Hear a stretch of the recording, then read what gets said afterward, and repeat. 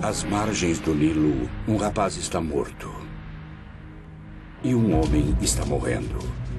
Duas mortes separadas por mais de 30 séculos. E ainda assim agorentamente ligadas.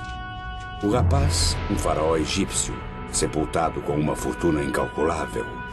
O homem, um nobre inglês, no ímpeto de encontrá-lo. Sua busca disparou a maior caça ao tesouro da história e uma reação de mortes em cadeia. Um a um, aqueles que perturbavam a tumba do faraó pereceram. Até hoje, as casualidades crescem. A ciência segue um assassino esquivo de 3.000 anos de idade. A maldição de Tutancâmon.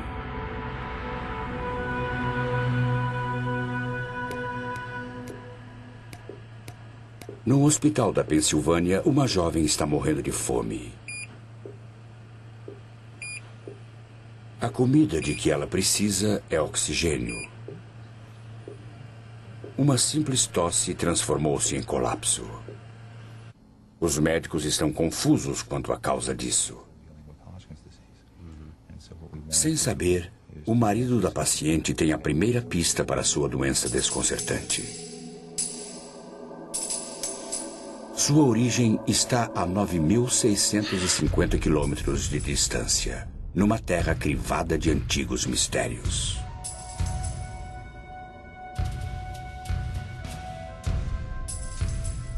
Este é o Vale dos Mortos. Esculpido em rocha está o maior mausoléu do mundo. 1500 anos antes de Cristo, os faraós do Egito foram postos para descansar aqui, no Vale dos Reis.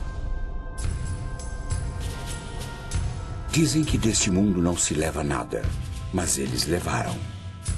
Cada faraó foi enterrado com o resgate de um rei. Marfim, ébano, ouro. E cada tumba foi camuflada pelo árido deserto. Mas quando os arqueólogos chegaram, séculos depois, encontraram apenas ossos ressecados. Outros estiveram aqui antes. Existe uma cidade inteira em Kurma, perto do Vale dos Reis, com 1000% de ladrões de tumbas, antigamente e agora. E quando eles não conseguem encontrar alguma coisa, eles a falsificam e vendem a você. Ou quando encontram alguma coisa, fazem réplicas e as vendem. E isso tem acontecido desde que o primeiro faraó foi enterrado. Para os arqueólogos, o Vale dos Reis ainda é o local mais rico da Terra. Ainda assim, uma vez acreditaram que ele não escondia mais surpresas. Certamente não é uma tumba rica de um faraó secundário. Sua infância, assim como sua vida, foram curtas. Aos 9 anos, ele assumiu o trono e recebeu uma esposa. 9 anos depois, ele estava morto. Pouco se sabe a respeito. Deixando apenas o invólucro de sua vida, ele sofreu um destino muito pior do que a morte: o esquecimento. 3.000 anos depois, só um punhado de homens sabia o seu nome: Tutancâmon. Era um igualmente desconhecido arqueólogo chamado Howard Carter. O outro, seu financiador, George Edward Stanhope Molyneux Herbert, o quinto conde de Carnarvon. Pode-se dizer que ele era o Indiana Jones de sua época. Ele estava envolvido em todo tipo de aventuras excitantes, e foi ele quem pilotou um dos primeiros carros de corrida. Ele participou de um rally e teve um acidente terrível sendo lançado para fora do carro. E devido aos seus ferimentos e subsequente má saúde, seus médicos lhe disseram que ele não poderia mais passar o inverno frio e úmido na Inglaterra. Mas naqueles dias, mesmo se você tivesse um resfriado comum e tivesse dinheiro suficiente, o seu médico despacharia você imediatamente para se recuperar no calor seco do Egito. Disso resultou a vinda dele com Carter. E assim começou a grande busca para encontrar a tumba do rei Tut. Um homem comum de poucas posses e um rico lorde eram parceiros improváveis no que os especialistas consideraram ser um tiro no escuro. Foi um tiro no escuro. Era uma época em que não havia detectores de metal e nenhum sonar sofisticado para pesquisar em bolsas ou buracos sob o solo ou areia. Então, foi um tiro no escuro para todos, menos para Howard Carter. Diferente de seus predecessores, Carter metodicamente escavou o Vale dos Reis metro a metro. E encontrou hectares de desapontamento. Logo antes do Natal de 1921, Carnarvon mandou chamar Carter aqui, no castelo Highclere, para dizer a ele que não poderia mais sustentar o que, aparentemente, era um projeto inútil. Carter explicou que faltava pouco a fazer e implorou por mais uma temporada. E Carnarvon concordou, mas deixou absolutamente claro de que esta seria a última temporada.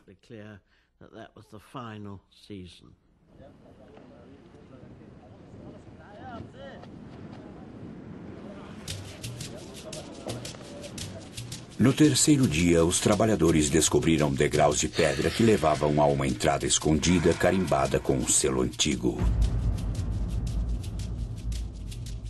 Era a marca da realeza. Após 5 anos de más notícias, Carter enviou ao seu sócio um raio de esperança. Carnarvon estava tomando chá com sua filha Evelyn aqui no salão do castelo Highclere, quando receberam um telegrama que dizia: "Acho que descobrimos a entrada de uma tumba magnífica com seu selo ainda intacto. Esperamos sua chegada." Enquanto Carnarvon estava a caminho, algo assustador aconteceu a Carter. Carter vivia sozinho e, para lhe fazer companhia, tinha comprado um canário. E todos tinham ficado muito curiosos sobre esse pássaro amarelo. E disseram: "Esse maravilhoso pássaro amarelo vai nos levar até a tumba."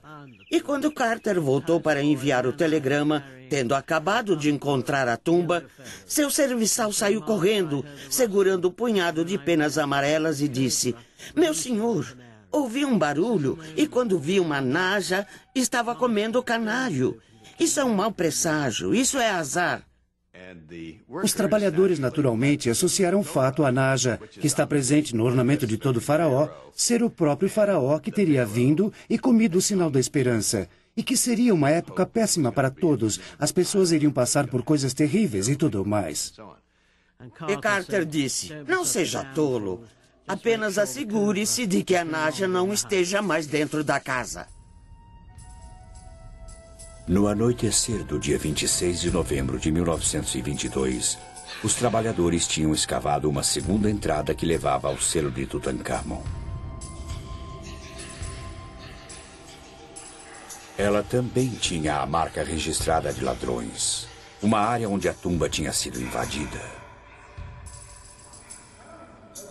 Parecia que Howard Carter estava 3.000 anos atrasado.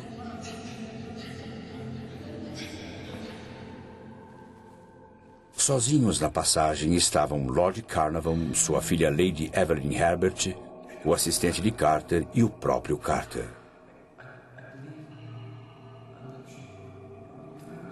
Diante dele, a descoberta de sua vida, ou uma tumba para os seus sonhos. Carter prescrutou na escuridão do outro lado.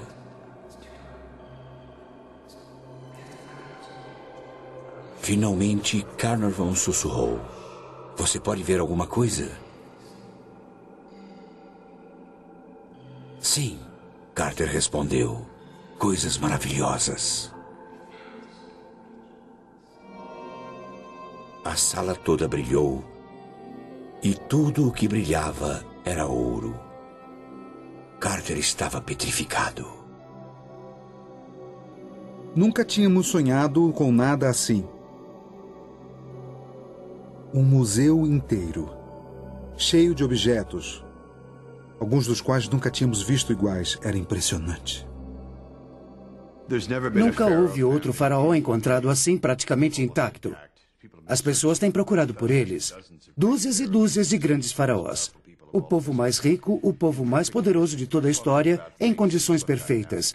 Estamos falando de coisas que você olha agora e não acredita que tem todos esses milhares de anos de idade.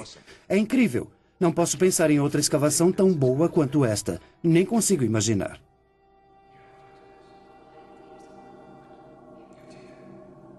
Carter mais tarde disse que todos deram uma olhada e depois saíram.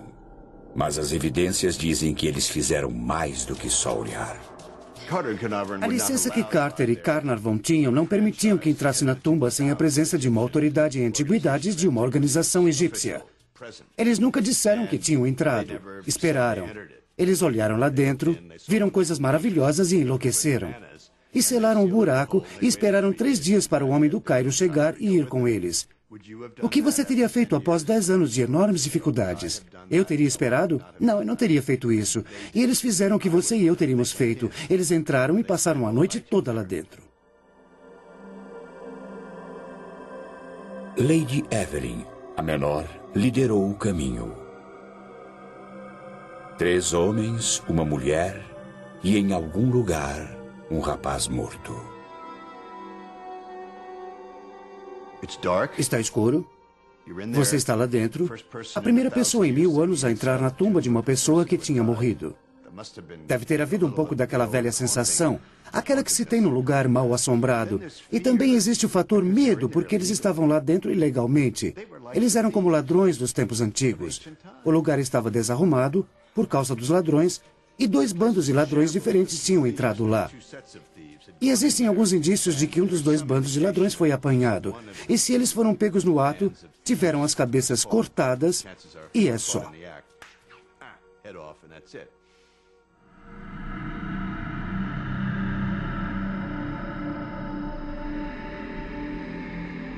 Os descobridores começaram a contar as suas bênçãos. Eles acabariam somando 5.000. A tumba de Tutancâmon foi a maior descoberta da história. Da noite para o dia, Carnarvon, Carter e Tut tornaram-se celebridades.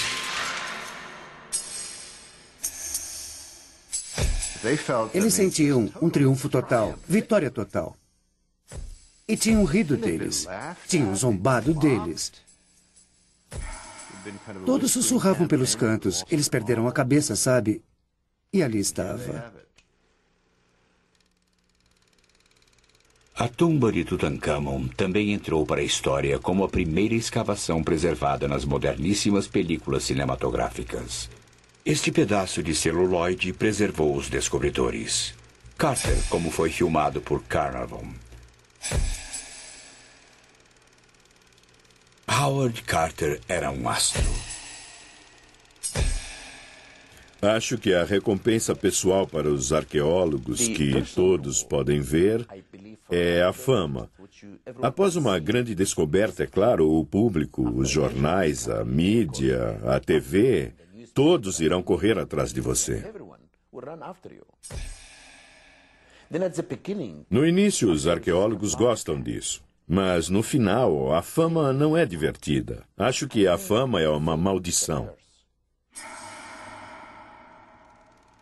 Inebriados pelo sucesso, os descobridores cometeram um erro profético. A tumba de Tutancâmon iria se tornar uma das maiores histórias da história. Mas, para compensar suas despesas, Lord Carnarvon vendeu os direitos exclusivos para um jornal. O jornal foi o London Times. Esse era o jornal dos cavalheiros, era o jornal da nobreza. Ele assinou um acordo com eles, o que lhe causou um infindável pesar. Foi uma coisa idiota de se fazer, mas de qualquer modo ele fez. Carter viveria para lamentar o erro. Carnarvon, não.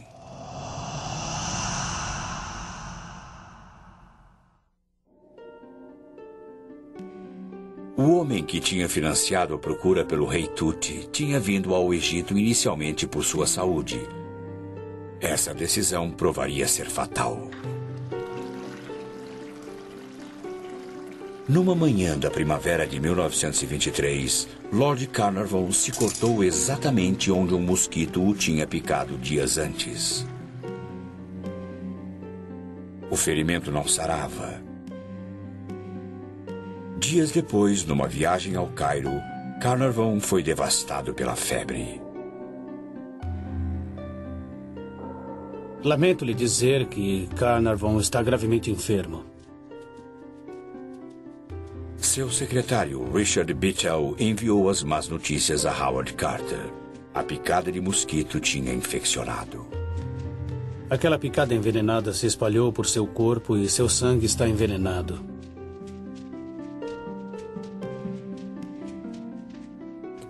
Enquanto a febre se transformava em calafrios, a preocupação de Bittell se transformava em medo. Ele notificou a esposa de Carnarvon na Inglaterra, que imediatamente convocou um especialista e voou para o Cairo. O quadro de Carnarvon era irreversível.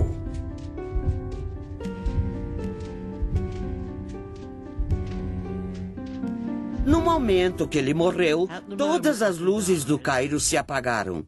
E naquela época, todos os serviços públicos no Cairo eram administrados pelo exército britânico e não havia meio deles religarem a energia, nem puderam encontrar nenhum motivo para as luzes terem acabado.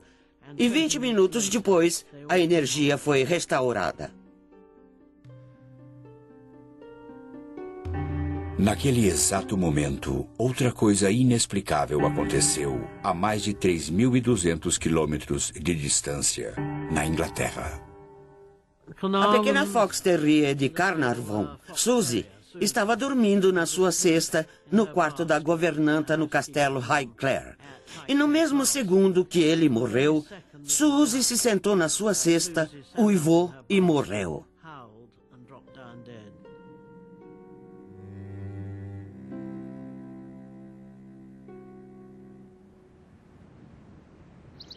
Lady Evelyn enterrou seu pai num morro que dá vista para seu amado Highclere.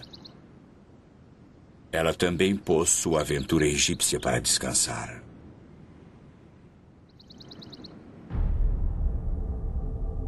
Como o rei, cujo sono ele perturbou, o nobre inglês também não descansaria em paz. O corpo de Carnarvon ainda não tinha esfriado quando a imprensa mundial deu o nome do culpado.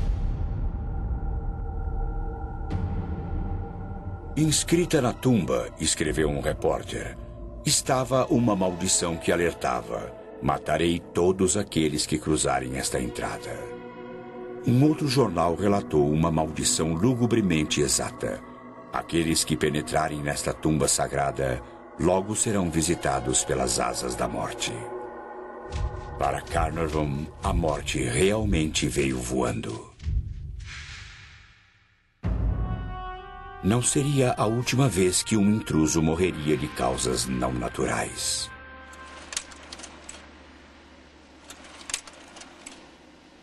Seria a nossa lua de mel, porque não tivemos uma quando nos casamos.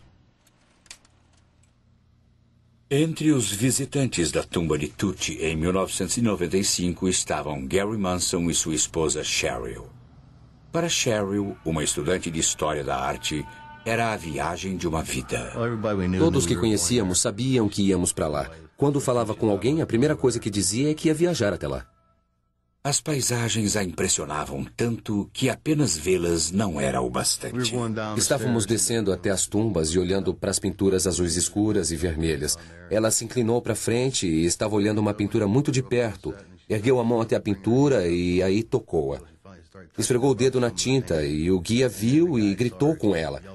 Ela se virou e disse: "O meu professor nos disse que se chegássemos até aqui, deveríamos tocar a pintura, não importa o que digam, porque nunca haverá uma segunda chance." Quando os Manson voltaram à Pensilvânia, os problemas de Cheryl começaram. 3 semanas após termos voltado, ela começou a ter uma leve tosse, que foi piorando até que ela finalmente estava tossindo a maior parte do tempo. Quando Gary pediu que Cheryl fosse ao médico, ela recusou.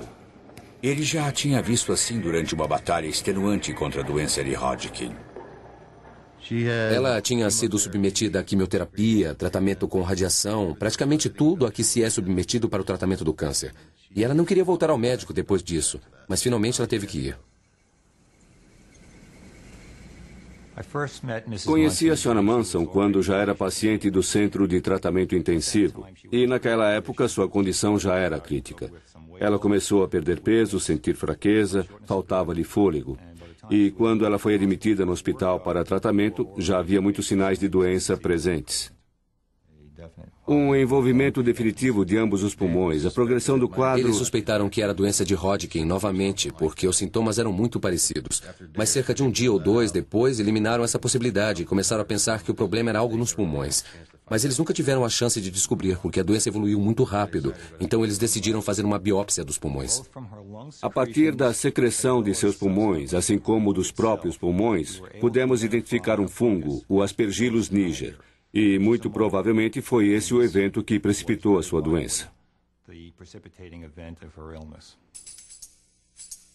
Esporos microscópicos do fungo são facilmente inaláveis. Corpos saudáveis resistem a eles, mas o sistema imunológico de Cheryl estava debilitado devido à sua batalha contra a doença de Hodgkin. Os esporos invadiram uma célula indefesa após a outra, causando destruição em seu caminho. Cheryl Manson estava faminta de oxigênio.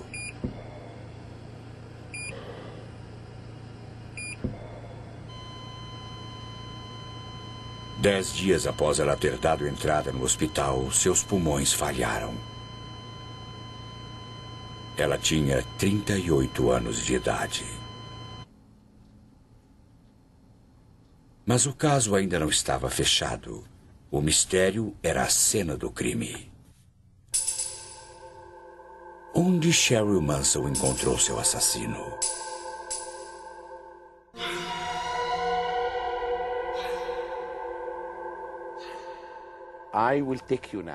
Vou levá-los agora para visitar uma tumba que continha a primeira maldição do mundo.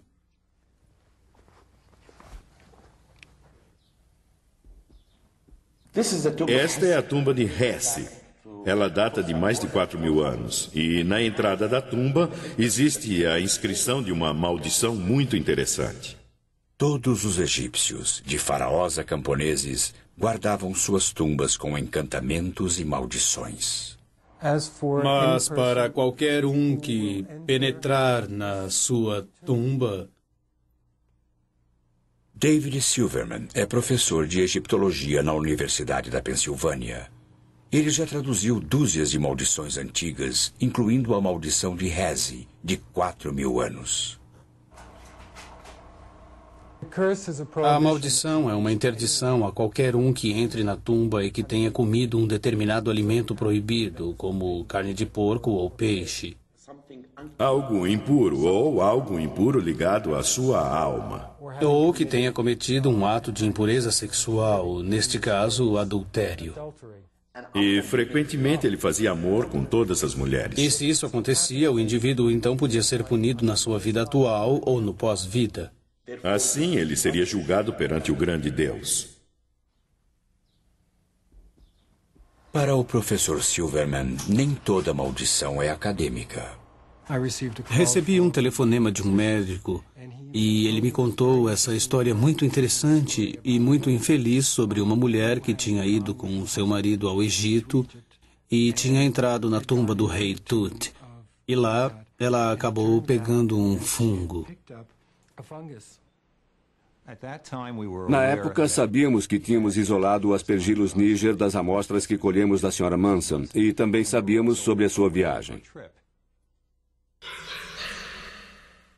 Tinha que ter pego algo lá. Então, o que tínhamos de descobrir era se esse fungo também estava presente nas tumbas que ela tinha visitado. É o único lugar de onde podia ter vindo. Assim, telefonamos ao Departamento de Egiptologia da Universidade da Pensilvânia. Eles estavam imaginando que isso tinha algo a ver com a maldição.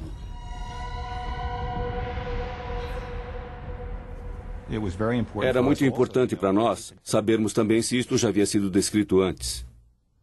Havia. Em 1923, 2 homens tiveram morte súbita após visitarem a tumba de Tut. O que os médicos chamaram de febre foi anunciado como a maldição de Tutankhamon. Mais 2 mortes súbitas se seguiram. Becky Callender, que ajudou Carter a entrar na tumba, e Arthur Macy, que ajudou a retirar o seu conteúdo. O verdadeiro assassino espreita nas próprias paredes da tumba.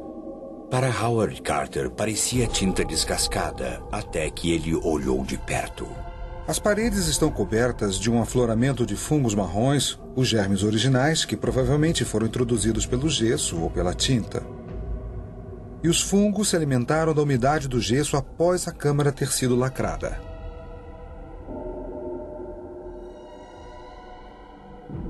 O fungo é o Aspergillus niger. Na tumba cálida e úmida, ele prosperou. A única coisa que viveu durante 3.000 anos. Quando Cheryl Manson chegou aqui com um sistema imunológico debilitado, ela era uma ótima hospedeira para o fungo. Acho que ligando o nosso caso, que é um caso atual, à visita das próprias tumbas, fomos capazes de estabelecer uma relação direta entre o que pode ter acontecido aos arqueólogos que visitaram a tumba há tempos. E estou muito certo, pelo menos em alguns desses casos, de que o Aspergillus pode ter facilmente desempenhado um papel. A ciência estava pronta para encerrar o caso de Cheryl Manson, mas não a maldição de Tutankhamon.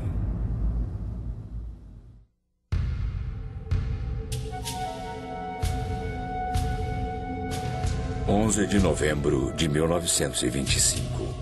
No Vale dos Reis do Egito, um rapaz que morreu mais de 1000 anos antes de Cristo está para ressuscitar.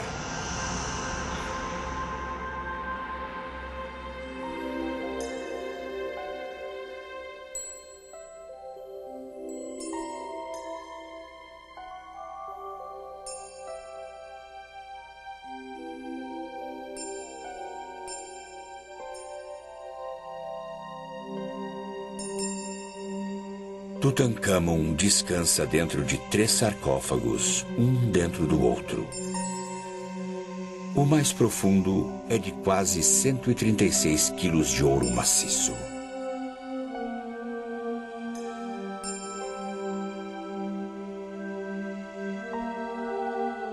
Dentro do sarcófago de ouro encontra-se um objeto ainda mais surpreendente. A própria múmia, adornada com uma surpreendente máscara mortuária do jovem rei.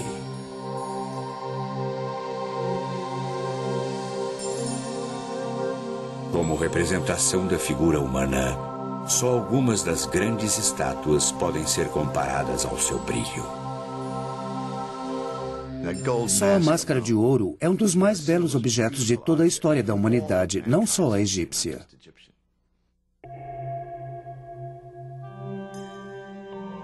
O corpo de Tutankhamon encontrava-se sob 13 camadas de linho. Enquanto Howard Carter as retirava, ele descobriu os preciosos amuletos escondidos no corpo para afastar o mal. Com o passar dos séculos, as resinas e óleos usados para mumificar o corpo tinham se transformado em cola. Para recuperar os amuletos, Carter realizou uma operação radical. Ele cortou o corpo.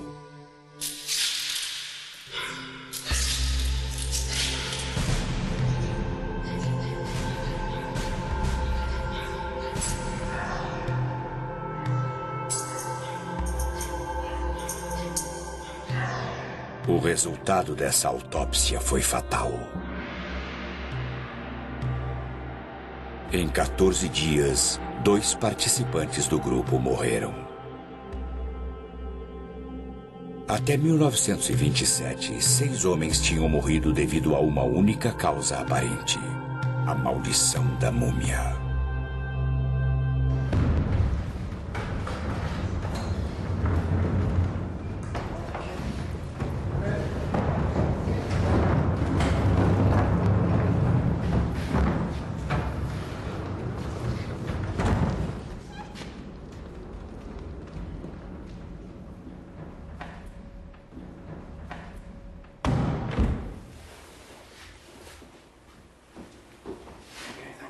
Esta é uma máscara muito bem preservada. Aqui se pode ver os cílios de cobre em volta dos olhos de pedras preciosas. A doutora Rosalie David é a rainha das múmias. Como curadora de egiptologia para o Museu Universitário de Manchester, na Inglaterra, ela já realizou autópsias em 35 múmias, mais do que qualquer um. Ela também foi pioneira no método de fazê-lo sem destruir as múmias. Temos aqui a múmia de uma senhora de idade. Usando raios-x e endoscópios, penetramos por orifícios já existentes e colhemos amostras de tecidos que podemos usar para identificação para o DNA.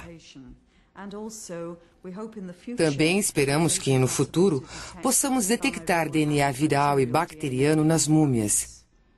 Então, essa metodologia é muito melhor. O endoscópio permite que a doutora David examine o corpo sem ter de desembrulhá-lo, em completa segurança. Trabalhar com uma múmia pode ser um risco, tanto para o operador como para a múmia, porque o operador pode inalar os esporos do pó da múmia. E, por outro lado, o operador pode depositar bactérias e umidade na superfície da múmia, causando assim a sua decomposição. Apesar de morta há milhares de anos, uma múmia permanece viva com bactérias. Algumas inofensivas, outras letais.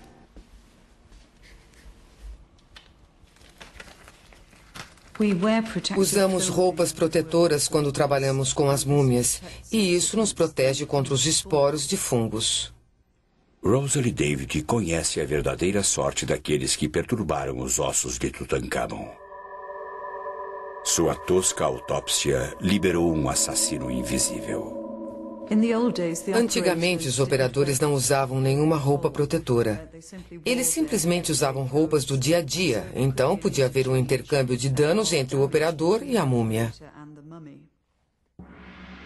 O pó de uma múmia. Esse era o perigo na tumba de Tutankhamon.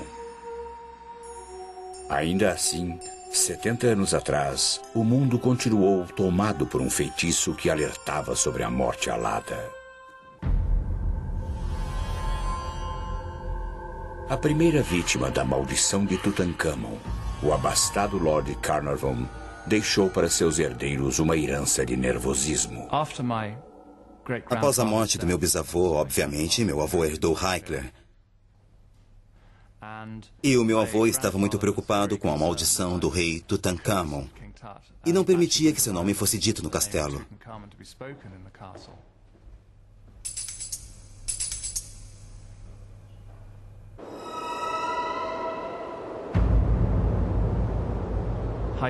O castelo Hickler, numa noite fria de inverno, pode ser bastante assustador.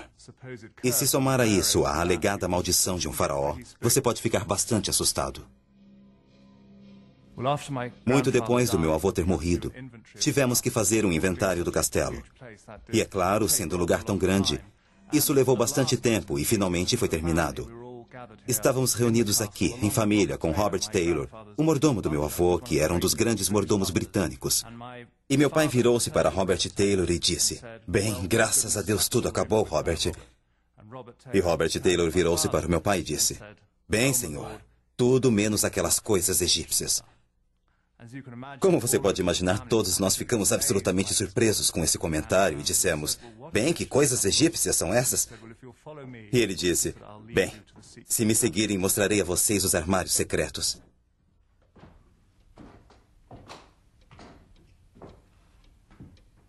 O governo egípcio era meticuloso e sabia a localização de todos os objetos encontrados na tumba de Tutankhamon. Ainda assim, 17 pequenos artefatos tinham sido contrabandeados. Carter e Carnarvon acharam o fascínio do tesouro irresistível. Poucos no lugar deles não achariam. O homem que encontrou a tumba de Tutankhamon estava entre os poucos que escaparam de sua maldição, ou quase. Quando fez a maior descoberta da arqueologia, Howard Carter teve o mundo aos seus pés. E então, ele tropeçou. Ele tinha o meio ambiente. Ele tinha as tempestades de pó. Seu bom amigo Carnarvon estava morto. Ele estava sendo muito pressionado pelos egípcios. Estava sob enorme pressão da imprensa que não teve acesso à história. Ele tinha um espaço muito pequeno para trabalhar. Estava enlouquecendo, estava irritado. De qualquer modo, seu temperamento era explosivo. Howard Carter chegou ao limite. Ele não aguentou mais e enlouqueceu. Obcecado e com acesso ao que ele sentia ser a sua tumba, um dia Carter trancou todos para fora, inclusive os egípcios. Isso foi um grande erro. Como estrangeiro trabalhando num país, ele tinha de saber que era convidado. E se você é convidado, precisa respeitar as pessoas com quem está trabalhando. E quando ele fez essa insanidade de instalar esse enorme portão de ferro e trancá-lo, foi como se a Inglaterra estivesse tomando algo que pertencia ao povo egípcio, o que era verdade. E eles se enfureceram e o puseram para fora.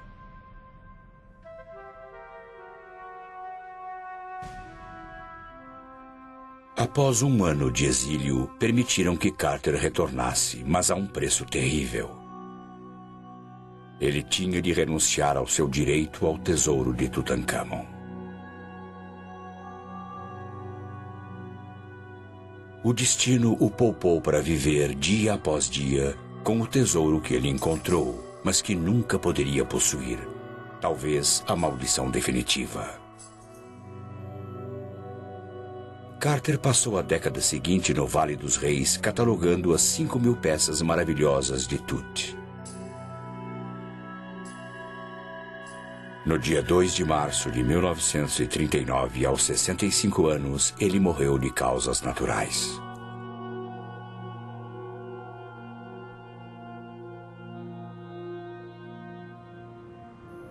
Como a tumba de Tutankhamon, o túmulo de Carter é guardado por asas.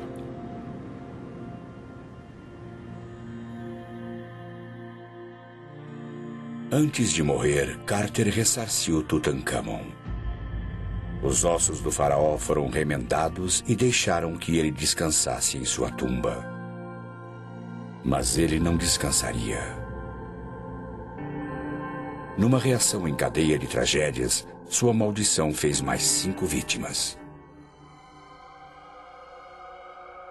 Primeiro, Lady Carnarvon morreu subitamente vítima de uma picada de inseto, como seu marido. Então, Richard Beecher, o secretário de Lord Carnarvon, morreu misteriosamente enquanto dormia. 3 meses depois, o pai de Beecher, Lord Westbury, lançou-se para a morte do 7º andar de um edifício. Ele deixou um bilhete culpando a maldição do rei Tut pela morte de seu filho. A caminho do cemitério, o carro fúnebre de Lord Westbury atingiu um garoto de 8 anos.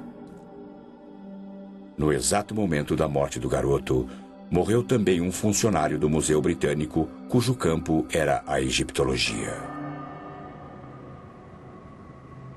Durante 3 décadas, a maldição ficou adormecida, até a última vez que o sono de Tutankhamon foi perturbado.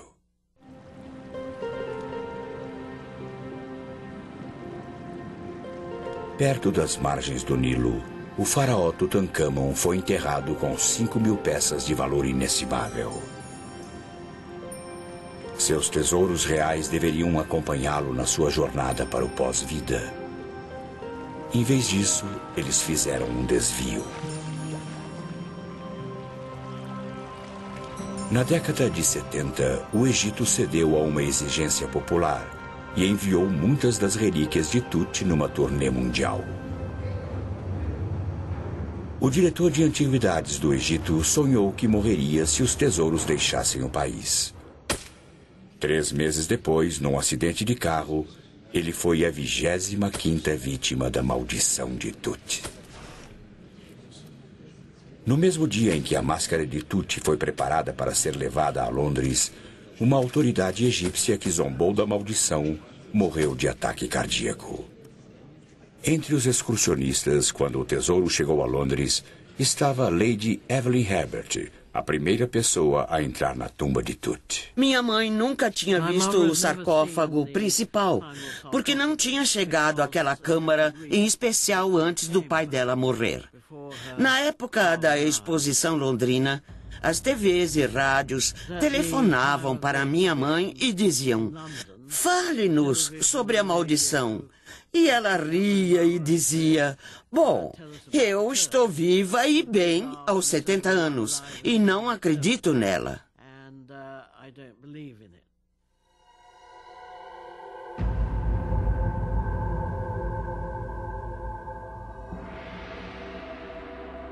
Acho que foi uma época muito emocionante, provavelmente traumática e estressante, porque ela estava vendo as coisas que ela percebeu que seu pai nunca tinha visto, após tantos anos de esforços.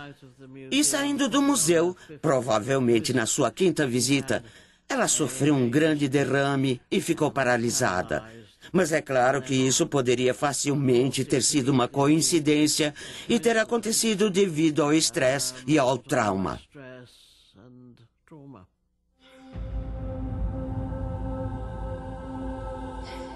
A coincidência conseguiu explicar a morte da maioria das vítimas da maldição de Tut. Para explicar as outras, a ciência voltou para dar uma olhada mais de perto. Nenhuma das inscrições da tumba podem ser consideradas uma maldição. Então, o que consideraríamos, ou como egiptólogo, o que eu consideraria uma maldição, não ocorre na tumba do rei Tut. A chamada maldição foi inadvertidamente espalhada por sua primeira vítima. Quando Lord Carnarvon vendeu os direitos exclusivos da tumba de Tut ao London Times, os jornais rivais ficaram ultrajados. Quando Carnarvon morreu, eles se vingaram, publicando sobre os rumores de uma maldição. Até mesmo as ocorrências bizarras quando da morte de Carnarvon podem ser explicadas. Todas as luzes do Cairo se apagaram quando Carnarvon morreu. A energia elétrica sempre acabava no Cairo. E a história decolou. Era o mesmo que acontece hoje, uma ultrajante série de meias-verdades. E algumas verdades e algumas mentiras, algumas inventadas. Foi incrível, foi uma coisa muito forte e ainda é. Quando a tumba de Tutankhamon foi visitada pela realista neta de Carnarvon, até ela pensou duas vezes. Após o meu derrame, me informaram que eu tinha um coração fraco. Eu vi todos aqueles degraus e aquele declive. Até mesmo pessoas jovens subiam os degraus, ofegando. Então achei que a descrição era a melhor coisa e que eu não queria outra manchete. O rei Tut mata novamente.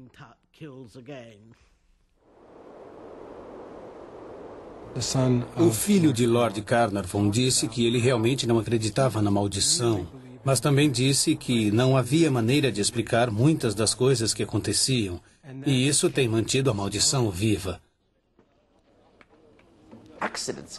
Acidentes podem acontecer, como me aconteceram muitas vezes. Há muito tempo eu estava escavando num sítio no Delta. No primeiro ano e no mesmo dia que puseram os artefatos no museu, alguém me chamou no museu e disse: "O seu tio morreu." No ano seguinte, no mesmo dia, disseram: "A sua tia morreu." E no terceiro ano, o meu primo morreu.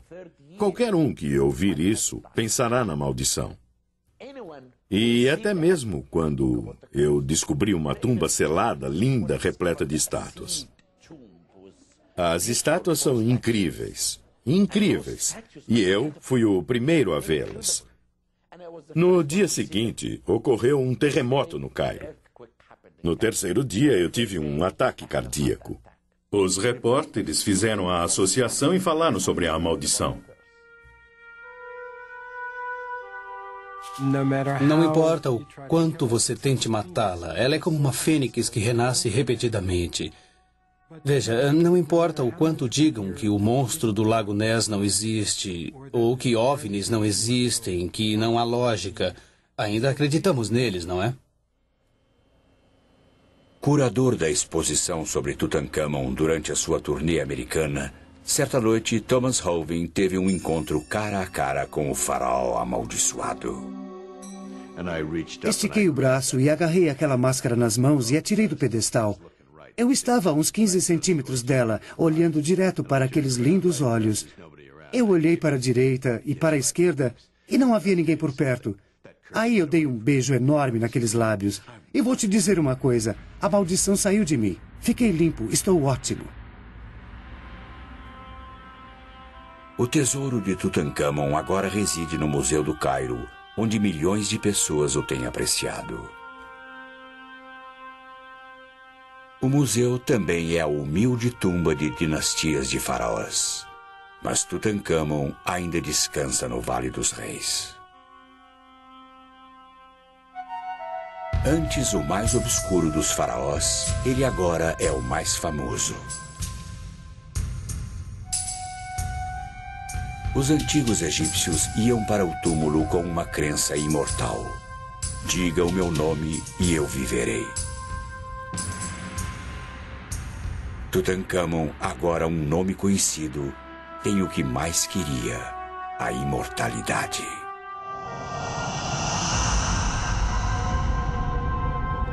Ele deve a imortalidade aos mesmos homens que perturbaram a sua tumba. Eles também deixaram para Tutancâmon o tipo de proteção que outros faraós matariam para ter. Uma maldição que faria até os mais céticos prudentes.